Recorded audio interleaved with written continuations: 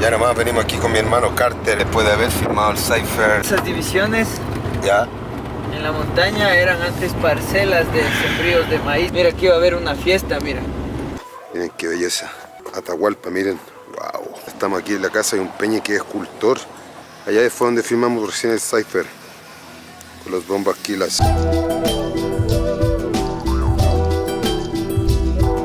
Buenas. Ve. Dios mío, ¿qué es eso? No, ¡Qué aquí soy rico!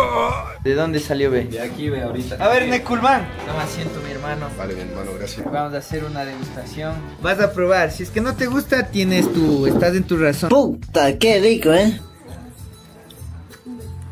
Puta, qué rico, Sabroso, hermano. Mañúculem, muy agradecido. Démosle nomás. Qué grande esta tarita.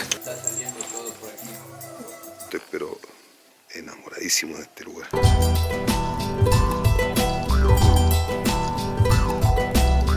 Y se nota acá del costado, hermano.